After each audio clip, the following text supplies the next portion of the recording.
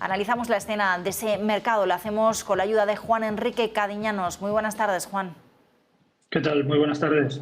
Bueno, ¿cómo estás viendo el arranque de semana en los mercados, sobre todo en Estados Unidos? Hoy, como decíamos, tenemos varios frentes, ¿no? Por un lado, ese dato de IPC que vamos a conocer mañana, dime qué esperas de la inflación estadounidense, y por otro lado, hoy teníamos sendas encuestas de Reuters y del Wall Street Journal aumentando la probabilidad de recesión y de un movimiento más agresivo de la Reserva Federal para responder a esa inflación. Bueno, la verdad es que una semana bastante tranquila dentro de lo que cabe a la hora de ver la evolución de los mercados, sobre todo de los perfiles de renta variable. Vamos viendo cómo los principales índices vienen con caídas, pero muy suaves, al igual que en el caso de Europa. Y como digo, ¿no? A la espera de ir viendo el sesgo final de todas esas referencias macroeconómicas, ver cuál puede ser la hoja de ruta y sobre todo cuál puede ser de cara, sobre todo, ¿no? a los comentarios que iremos viendo. Datos de inflación que lógicamente se esperan peores que los datos anteriores y obviamente acorde con las estimaciones que hay a la baja dentro de toda esa evolución y dentro de todos esos parámetros negativos, como digo, en esos tramos.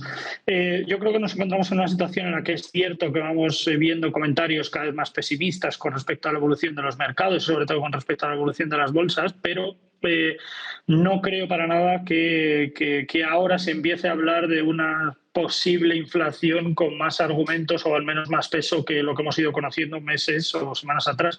Nos encontramos en una situación muy complicada. Ya lo veníamos hablando meses atrás, incluso con la situación de pandemia, la situación del COVID. La situación de Ucrania y Rusia no ayuda, obviamente, para nada, en concreto en los precios de ciertas materias primas que, lógicamente, se disparan y eso hace que lo único que consigue, en este caso, es ahogar también al resto de países.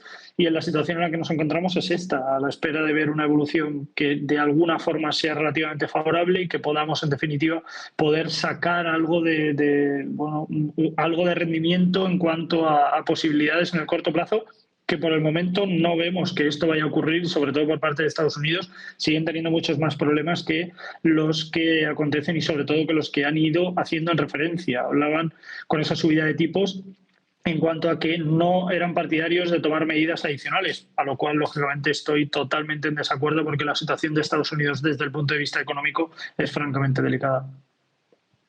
Te estaba preguntando por el movimiento de Elon Musk en el consejo directivo de Twitter. Decía Bloomberg, que te comentaba, que esto podría tener que ver con el límite de porcentaje de acciones de Twitter que podía tener Elon Musk si entraba o no en el consejo directivo. ¿Qué opinas? Bueno, es una decisión, lógicamente, que tendrá mucho trasfondo y, sobre todo, mucha repercusión, ya no solo en la propia entidad, sino en general en el sector. Lo comentábamos la semana pasada al respecto y hablábamos un poco de la posible evolución. Lógicamente, no hay suficiente free float como lo que el señor Musk quiere, en este caso, adquirir. Por lo tanto, tienen que hacer ampliación de capital directa y ver, lógicamente, cuál es la salida o qué parte de accionariado sale en este sentido.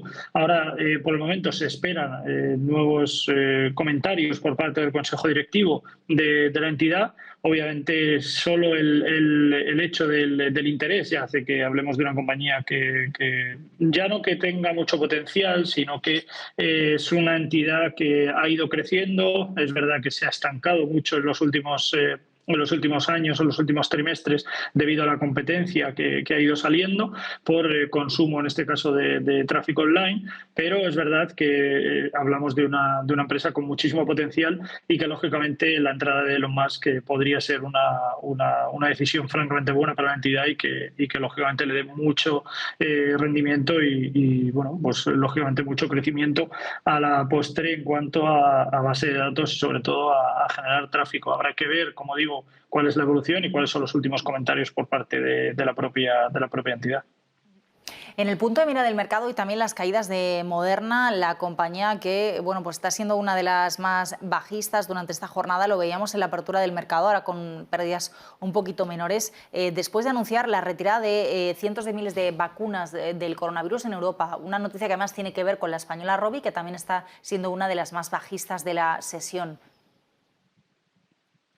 Sí, una situación complicada. Es verdad que no era una noticia esperada, o al menos se especuló sobre esta situación, pero no para estas entidades, y que se han visto afectadas otros laboratorios y otras farmacéuticas dentro de Europa, pero obviamente es una situación francamente negativa, que entre comillas, por suerte, ocurre una vez que ya parece que ya no existe el COVID, ¿no? Ya parece que la situación de Ucrania y Rusia eclipsa totalmente a la situación del COVID, y ya por lo menos no tenemos las cifras que teníamos anteriormente. Es verdad que se habla de una nueva variante mucho más contagiosa que la anterior, pero mucho más suave incluso.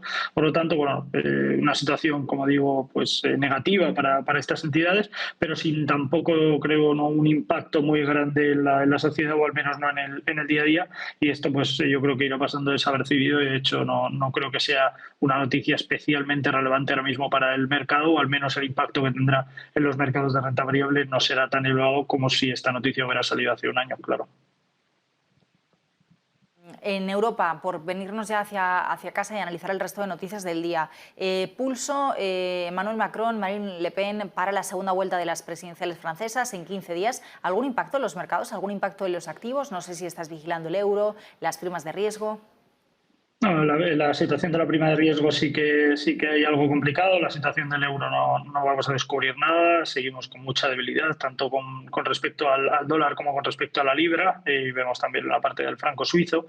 Una situación difícil para Europa ahora mismo en cuanto a su moneda, y algo que no va a cambiar, o al menos no hay indicios de que esto vaya a cambiar, al menos en el corto o en el medio plazo, salvo que Europa se saque de la chistera alguna medida adicional, que por el momento vamos viendo cómo el Banco Central Europeo sigue con su postura: tranquilidad, no pasa nada, no tenemos riesgo, no hay problemas, lo cual obviamente tampoco estoy para nada de acuerdo, pero por el momento esta es la situación, este es el trasfondo que hay relativo a esto. Y la situación para Francia, un poco dentro de lo esperado, sobre todo la baja estimación de voto y la baja participación, superior al 25%, la no asistencia a voto, lo cual crece bastante y es algo muy problemático, sobre todo para el corto y para el medio plazo. Pero, como digo, esto es algo que habrá que ir viendo la evolución, sobre todo los nuevos partidos que están entrando, porque los clásicos grandes ya no están metidos en estos programas, y al final entran muchas alternativas a la hora de ver estas votaciones, a la hora del futuro a corto plazo, y que, como digo, tendremos que estar muy pendientes de esa evolución y de esas facilidades. Por el momento yo creo que Francia vive en una situación complicada, pero mucho más complicada vivimos en España, y por el momento no hay tampoco novedades al respecto. Precisamente, Juana, el Banco Central Europeo, este jueves vamos a tener la reunión del Organismo Monetario Europeo. ¿Qué expectativas podemos tener, sobre todo en cuanto al lenguaje, y teniendo en cuenta las últimas cifras de inflación tan elevadas y ese riesgo económico que cada vez, bueno, pues está siendo mayor en las economías del euro? Bueno, una situación que, mientras no veamos medidas adicionales, ¿no?, por parte tanto del Banco Central Europeo como del Gobierno, seguiremos en la misma ruta, al menos seguiremos con la misma disputa, sobre todo de cara a otros sectores, y sobre todo con la misma ruta de cara a ver la posible evolución o no que podamos tener en el corto plazo.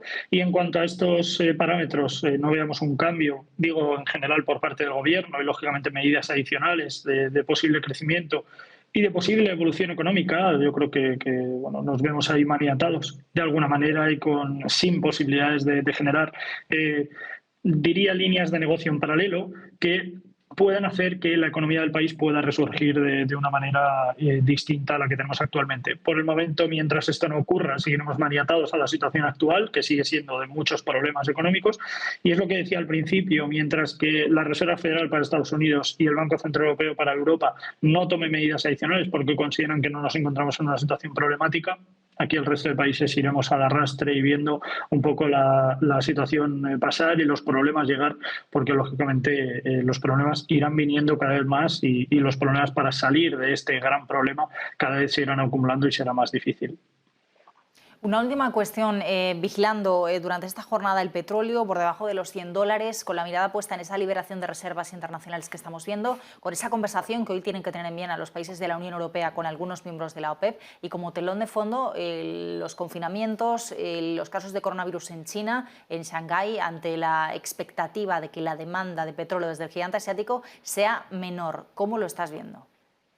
Bueno, una situación lógicamente volátil. Estamos hablando de un activo que ha estado por encima de 130 hace apenas un mes, a principios de hecho del mes de marzo, y en el cual hemos visto sobre todo volatilidad en estos 2 últimos meses por acontecimientos que todos conocemos, y que esto es algo lógico, esto es algo que ha ido de más a menos en cuanto a volatilidad por todo lo acontecido, y que lógicamente mientras no veamos noticias nuevas o mientras no veamos un acontecimiento nuevo a lo actual, yo creo que el precio del petróleo podría rondar entre los 90 y los 110, 115 sin ningún problema, como digo, con volatilidad, porque es elevada la volatilidad en ellos mismos por estos momentos, pero a la espera, como digo, ¿no? de ver nuevos acontecimientos, de ver nuevos movimientos, sobre todo que puedan tener un impacto más allá de la situación de guerra, sobre todo, como digo, miembros por parte de la OPEP que puedan, en definitiva, sacar a la luz un poco cuál va a ser la hoja de ruta a tomar y cuáles van a ser las perspectivas a tener en cuenta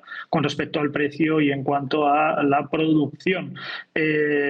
Lógicamente, algo totalmente desorbitado, que el precio esté por encima de 100, insostenible para muchos países, en el cual, lógicamente, nos encontramos dentro de esa misma lista. Y, como digo, dentro de esos parámetros y dentro de esa situación, a la espera de ver nuevos acontecimientos que yo creo que podrían llevar el precio del petróleo sin ningún problema hasta los $90 y ver cierto asentamiento en estos niveles, pero claro, nos encontramos en una situación volátil, en una situación en la que en cualquier momento y cualquier comentario puede llevar de nuevo los precios del petróleo, los precios del Brent, los precios del WTI a niveles de 110, $115 por barril sin ningún problema, y lógicamente esa volatilidad no va a acabar en apenas unos días. Pues apuntamos esa cota, esos $90 como referencia. Juan, muchísimas gracias, como siempre. Feliz día y feliz Semana Santa. Igualmente para todos.